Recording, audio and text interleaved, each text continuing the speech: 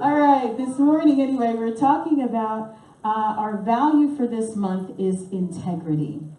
And this morning, the title of my talk is Practicing the Presence. Now, for last week, or not last week, but last month, we were talking about prosperity. So I want to just recap a little bit my last talk and ease into our next topic of conversation, which is integrity. So last time I spoke, the title of my talk was Money is God in Action. And the idea is that money must flow into your life for you to experience financial health. We were talking about prosperity and this idea that abundance and prosperity and all of these good things already exist. We simply have to get in the flow of it. How many of you know that if money is not flowing into your life and leaving as well, that continued flow, that something's not great, right? Especially if money's not coming in. So you want to be in the flow. That's something that we want, to be in prosperity. Money needs to flow. It has to come in, and you also have to give it, because all of life is circulation.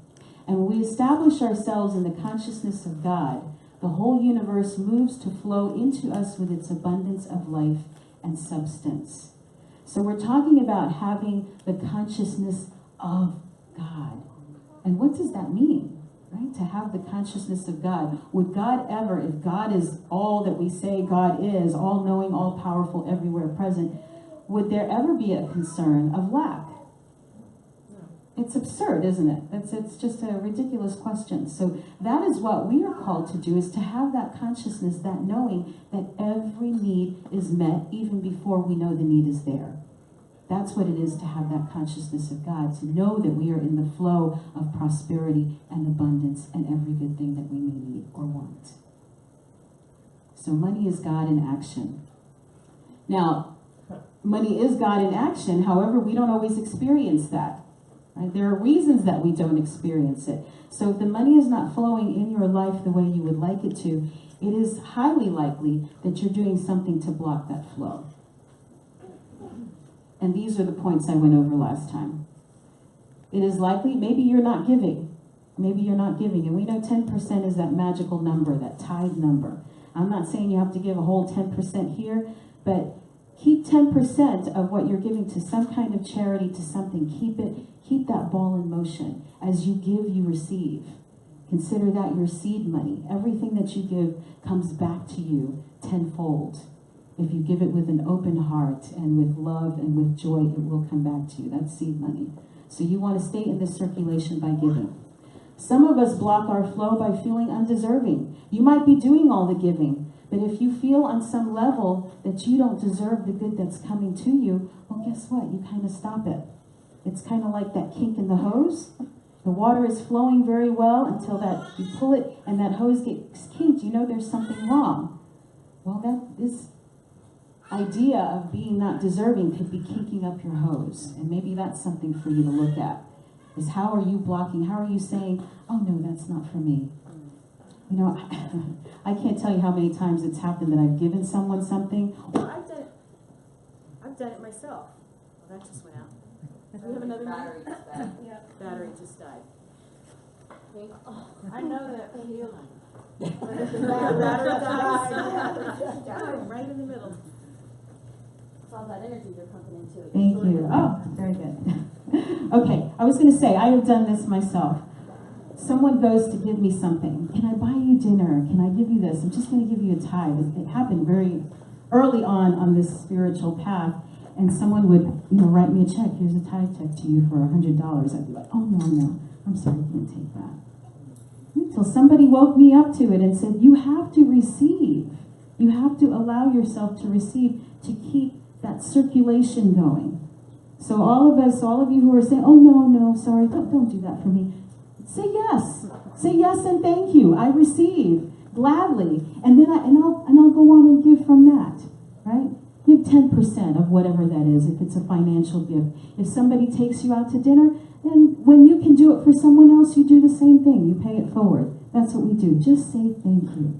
Just say thank you. So feeling undeserving is another way that we stop our flow. And then false beliefs about money. And how many people have been raised with these ideas? right? There isn't enough, I don't know anybody in my world, in my circle, that was raised with the consciousness of God around money, right? Everyone's story is there's not enough. There's just not, money doesn't grow on trees. Right? How many of us have heard that? You have to work really hard for your money. And these are false beliefs about money that we carry as a society and as individuals. Today I'm going to talk about another thing that blocks our prosperity, and that is lack of integrity. That's how that flows into this month. Lack of integrity may be another thing that is blocking the flow of your prosperity. So what do I mean by that, by integrity? I found this nice little graphic here. Beliefs, words, actions. The place where those things overlap is your place of integrity. To be in integrity means the state of wholeness. It means that you are whole and undivided. That the things that you think, what you say, and what you do all line up. Is that an easy thing? Yeah. Did you say yes? I'm convincing myself. You're convincing yourself. Yes, we're speaking the mental equivalent, what it is we want to see. This is a tough thing for people. This is a really tough thing. It's easy. We make it hard. We make it hard, yes. We make it difficult, yes. What you think, what you say, and what you do are all in alignment. So that's what we're going to talk about. That's the topic for this month. Now, every month for our new people, for our visitors, we've been doing a different one of the values that we hold dear in Centers for Spiritual Living. So centers across the country, around the world, if they choose to, are teaching on this topic this month. I've chosen to do it this year because I think that there is an energy that builds when people, groups of people, are focused on the same thing. That's why I've chosen to do this. And I'll probably do the same next year. I will do whatever it is that the larger community is doing so that we can build an energy around those topics. And this is how it's stated as our value. We embrace the quality of being honest and strive to let our inner conviction match our outer actions. We express wholeness, honesty, and fairness in our relationships and our activities. How many other people value that? Right? Honesty, fairness, wholeness. That's what we're talking about. It's important for all of us. So now that we know what integrity is, it's when all of those things line up for you. Now here are the ways that you may be out of integrity. And I think we all are to one degree or another. At different times in our lives, some of these will apply to you more than others. Your self-esteem is dependent on the opinion of others. If your self-esteem rises and falls with people's ideas about you, then you are not living in your wholeness. You are not living according to your values and your integrity. That's a big piece of integrity. I should back up to that. Well, never mind. I'm going to go forward because I have it at the end of this. Getting myself out of order here. Yes, so if your self-esteem is dependent on what other people think about you, then you're probably not in integrity. If you hide things, this is a really interesting one. As I was putting this talk together, it's like if you have your passwords on your computer and your phone, and you absolutely have a meltdown if someone else can get in there, well then what is it that you're not wanting people to see? You might want to think about that. Just saying, right? If you're hiding things, there is a reason. There is something inside of you that is feeling like you're not being completely honest, that you can't be open with whatever's going on in your life. Again, this is not an indictment. I'm not pointing any fingers at anyone. I'm just saying this is a very real thing, is it not? Raise your hand if you get what I'm saying here. Right? Okay, so you don't want, if you are hiding things, you're probably out of integrity in some way or another. If you don't honor your word, right? Our word really is a creative force. If you're saying, I'm going to do this, and you don't do it, what does that do to the power of your word? Right? It diminishes it. It diminishes it because the universe says, well, this is what they say, but it doesn't mean anything. It doesn't mean anything if you don't follow through. So you don't honor your word. That may be another way that you may be out of integrity. think this is an interesting one. You make too many compromises. You make too many compromises.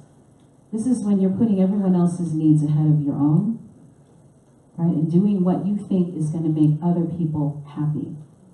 Never mind what your feelings are, right? But you're trying to be all, do all for everybody else and putting yourself on the back burner. And what that does is breed resentment because you're out of integrity with yourself. Out of integrity with yourself. And the last thing, you're unclear about your own values.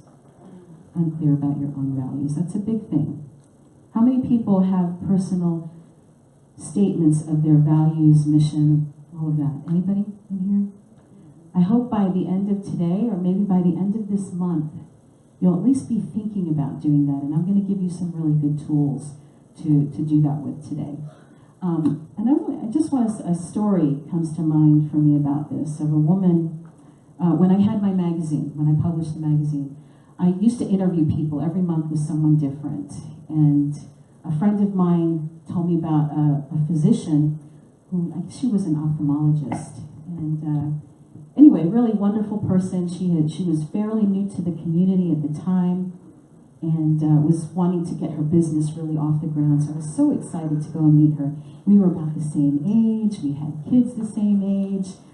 We really kind of hit it off, and in conversation asked her about her life and what was her joy and her passion and all. And it became apparent very quickly in our conversation that while she enjoyed being a physician, she enjoyed making a difference in people's lives, it was not her love. It was not her love. She wanted to sing opera. She wanted to sing opera. And her family knew, everybody knew this was a great passion, but there was this pressure, there was this thing that she had to be a doctor. You know, that's what the family line of business was. Everybody was in it, and she felt like she had to follow suit. And she did it, but it wasn't her love. And I was so sad. I could feel, you know, some of us are empathic that way. I could feel that deep sadness this woman had because she was not living her joy. I couldn't even write the article. I couldn't write it. And I'm a master spin doctor, let me tell you. I can put a positive spin on anything. I could not pull up a positive spin for this woman. I couldn't even write the article because I knew she was not living her joy, and it was just so sad. And she ended up actually dying, I think. Well, I know she did. I'm not sure what the circumstance was, but I think it had to do with some kind of prescription drug thing that happened with her, which makes sense, right? If when you're that deeply depressed, that far out of alignment with yourself, that we do things to self-medicate. And that's what happened to that woman. Cautionary tale. Cautionary tale. Know your values, know what's important to you, and then live them. So I want to talk about your values and how important your values are to your life, right? Everyone has them. We all have values. We may not be in touch with those, but the way that you are living your life tells everybody around you what your values are. Right? The way you're living shows your values. It is the foundation for everything else that you do. Everything is coming from your values, whether you're aware of what those values are or not. So how can we determine our values? And I've got lots of ways, lots of different choices. If you've never sat down and actually taken the time to say, what is my number one thing? What is most important for me in my life? And that dictates, you know, your job choices. It becomes very important in your relationships. It's super important here. That's why it's one of the first things that we talk about, right? Is what are our values? So that when people come in here for the first time, they know what we're about, right? They know what is important to us, and they say, wow, now that rings true for me. I can hang out here because these are people like me. I'll give you another example when things are out of alignment with your values. One time I went for a job interview, and I really needed the job. It was before I was married. I was young, new in the area, and I went to work as a psych tech at a mental health institute, hospital, that's no longer here. At any rate, I walk into this place and I see their value mission statement on the wall, and one of the first things of their values was to make profit for their shareholders. That surprises you, right? It shocked the heck out of me when I saw that. I thought, I'm in a place that is supposed to be serving people, right? A medical facility, and they're number one, and it's stated. I know some organizations have internal values, vision, mission, and then external ones, but to actually put that on a wall in a place, I was really pretty stunned. So that was the first tip, that it might not be the right place for me. The second one was when we spent a whole day in training, learning how to restrain people.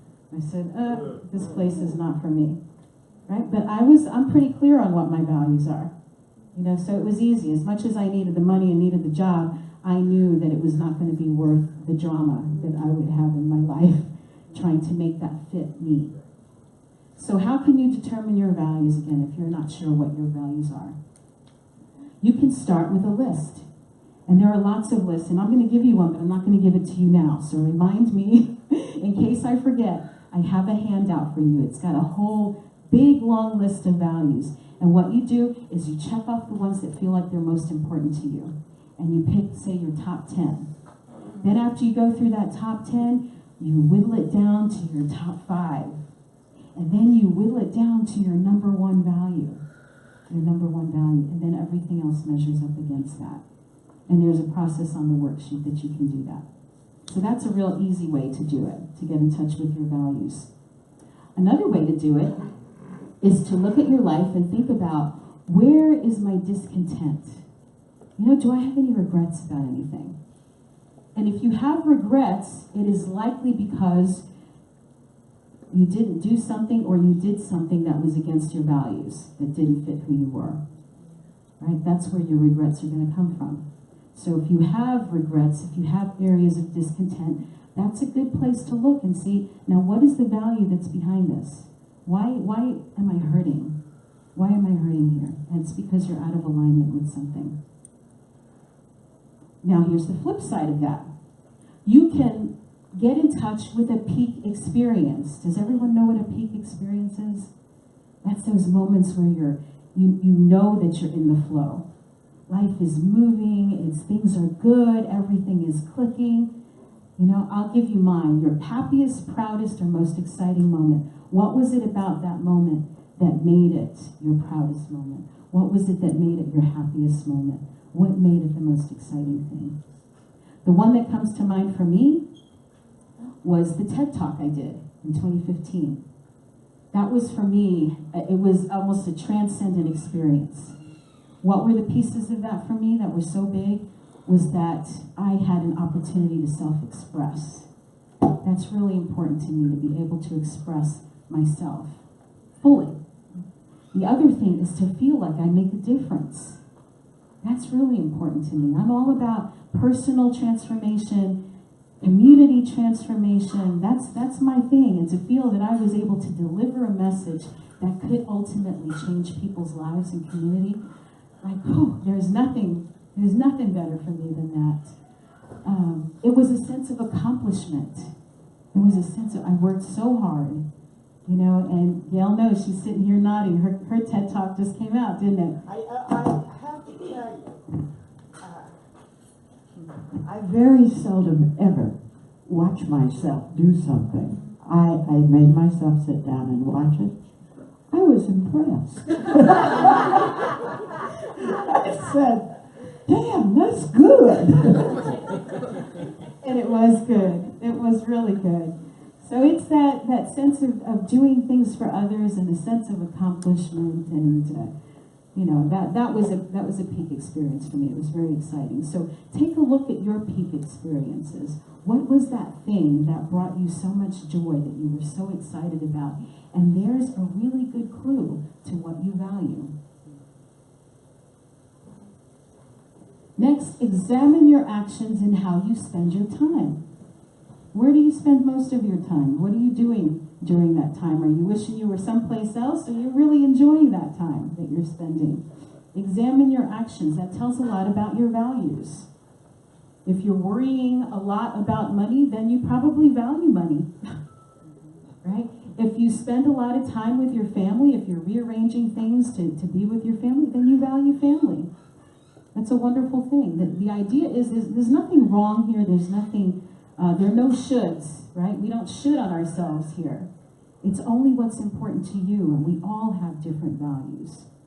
You know, we probably share, and we're all together here. We're on that same wavelength, and if you're watching on Facebook or you're listening to this and it rings true for you, we probably do share a lot of the same values, but they're not necessarily going to be in the same order. Right? Everybody, we're all unique, and we're all here to share our gifts in different ways, and your values are a good clue to how to do that. And then the last thing about your values is that you really do need to revisit them. Revisit them frequently because your values will change. Right? I didn't value family as much until I had my own kids. Right? Then it became everything. And family was always valuable to me, but once I had kids, it bumped it up to a whole other level. And now I have grandkids. Now I had a whole picture of what I was going to do once my son graduated and I had the empty nest. I was going to travel. I was going to do all these different things. And now I just want to be here to be with the babies. You know, like I might miss the first step, or I might miss those words, and I don't want to be anywhere but right here. You know, it's one of my values. It's one of my values. So be really clear about what your values are. And as you live into your life purpose, your values won't be compromised. Right? If it's yours to do, all of those pieces are going to line up. If you're looking at something and you're thinking like I was, I want to travel, I want to do this, I want to do that. You know, it doesn't line up with who I am, with my values. So I set that aside. You know, I don't think about traveling now for months and months at a time or going to different centers. I think, 2 weeks is good enough. That might even be too long. At least till the babies get a little older. You know, when they're in school and, I'm not missing as much, then I might revisit that idea. But that's the idea, right? You revisit it. You revisit it. Think about Scrooge on that Christmas morning, how his values changed. Right? He went from being all about money and it's all about me, to having that amazing experience. And the next day he got up and his values were different. So your values will change. So you do need to assess them frequently. Don't think that it's always going to be the same thing. You can create reminders about your values too. And I'm going to put these all up at once. Lots of ways to do that because you want to keep those values in front of you. You can put Post-it notes. Find a space in your house and put up a little bulletin board and put your Post-it notes where you see it or put it up on your mirror. That this is my number one value. Transformation. Maybe that's your thing. Or spiritual growth and practice. How about that one? Put it up on your mirror. Make it your screensaver on your computer. Or maybe do a vision board. How many of you have vision boards? Right? How many of you would be open to doing a vision board for 2018? We're going to do a workshop on that here soon. It's a great way to keep your values, your vision, your mission right in front of you. I didn't think you wanted to see mine, but I have one. Almost everything on my vision board has now been done, so I need another one for 2018. All the places I wanted to go are there. The weight loss, I'm almost there where I want to be. So many things that were on that board that I've accomplished because they were in front of me. Because I put it in my room where I could see it in the morning when I get up, and I'd see it before I go to bed at night. Keep it in front of you. You can create art pieces. Find a piece of art that represents whatever that value is for you. If you value love, have a picture that represents that somewhere in your house, in your living room, in your bedroom, with pictures of family, those kinds of things. Have those reminders in front of you of what's important to you. You can pick a song. Pick a song and let it be that when you hear that song, you think about all the wonderful things in your life and what's so very important to you. Repeating numbers. That's a fun one. Every time I see numbers that repeat, like 1111 or it's 333, I stop and I think about my life, the things that I love, what do I appreciate, what do I value. And then your spiritual practice. That's just something, whatever you do throughout the day. Maybe it's when you get up in the morning that you take time to write in your gratitude journal. Take a moment to look at your vision, your mission, and your value statement so that you always keep it in front of you.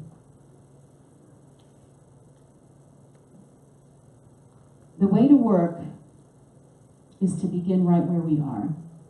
Right? There's no special place that you need to be. There's no right or wrong about this. It's just about getting more in touch with who you are. So the way to work is to begin right where we are.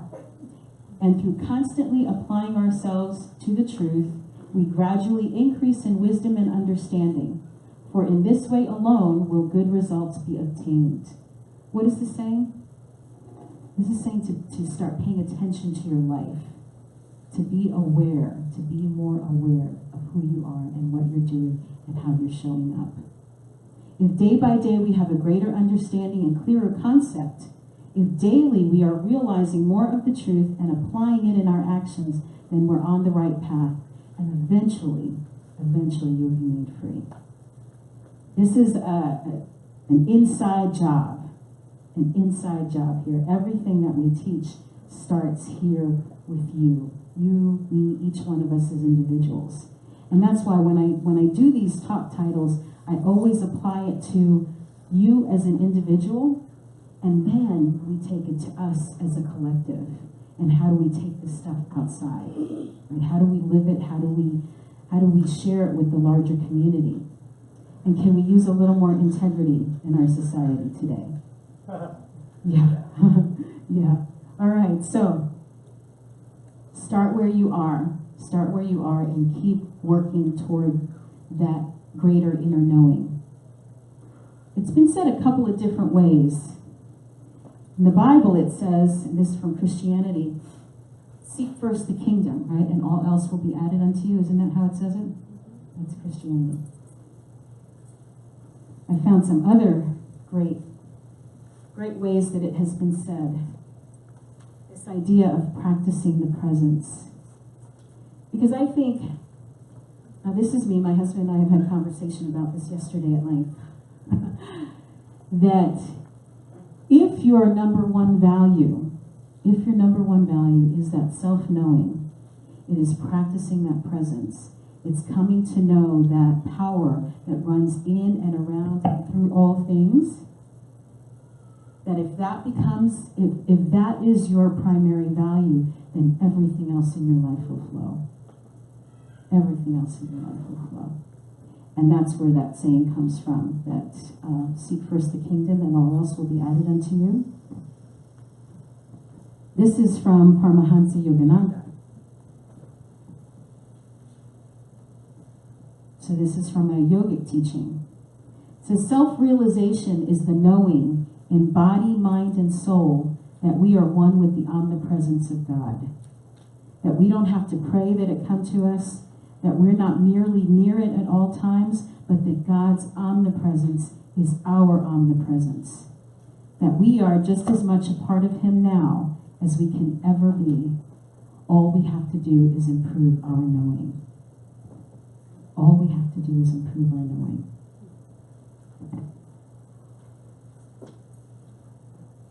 This one comes from Emmett Fox, who was a big name in New Thought. He was actually a divine science minister.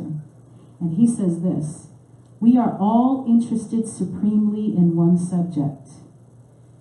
One thing means more to us than all the other things in the world put together. And guess what that is? Our search for God and the understanding of God's nature. The aim of the metaphysical movement is to teach the practice and the presence of God. We practice the presence of God by seeing God everywhere, in all things and in all people, despite appearances to the contrary. So when we look at the appearance of evil, we look through it to the truth that lies beyond it. As soon as we see this truth and we see it spiritually, the appearance changes because this is a mental world. So what all of the great traditions are saying is that if we value this practice of the presence, that we value this knowing, that we value this, it actually is an inner search and discovery. Right? Because that's where we find God is within us. It's not outside somewhere else. We're not talking the being up in the clouds like that. We're not about that. It's the spirit that runs in and around and through all things that's expressing as each and every one of us. And if you make understanding and knowing and feeling that presence your number one value, everything else in your life will work. Because you will have the consciousness of God. You will be coming from that space. And there's nothing then that's impossible. Right? You'll have the money you need. You will have the relationships you want to have. You will feel the love that you want to feel. You will feel the connection with others because your priorities are in the right order. Everything else flows from that. So that's my bias. That's my bias. Let me say that, and it comes backed up by a lot of really, really great minds and wisdom traditions. So practice the presence. Practice the presence. When we remember that we are expressions of the divine, we have all the courage and all the power of discernment needed to identify the right thing and to be a stand for it. See, when you come from that consciousness of knowing that you are the very presence of God, that you are spirit in expression, you can't make a mistake. You can't make a mistake. You come always from that higher knowing, from that higher place. As you have decisions to make, as things come to you, you say, what is the best possible thing that I could do? Spirit, tell me the answer. And you'll get your answer. That it'll be a voice, it'll be a feeling, you'll get the signs that tell you this is the way for you to get the very best outcome out of this situation. Because you have gone to the source. Get your priorities in order. Know your values. Practice the presence of spirit. Always, always, always come from that place. You know, people used to say, remember the bands people wore? What would Jesus do? Right? What would Jesus do? Think about that. What would God do? What's the way to go? And the way will be shown to you. Right? Ask and you shall receive. But it takes being in that practice and presence, realizing that you are already in that presence. Is this helpful for anyone? Okay. All right. So this week we speak about it on an individual level. Next week we'll be speaking about it on a larger level. And I'm really, really super excited to talk to you about some of the vision and the mission and some of the ideas that I have for that myself and some other folks here on our board have in mind for us for 2018. And it's super exciting. Buckle your seatbelts because we're getting ready to take a wild ride.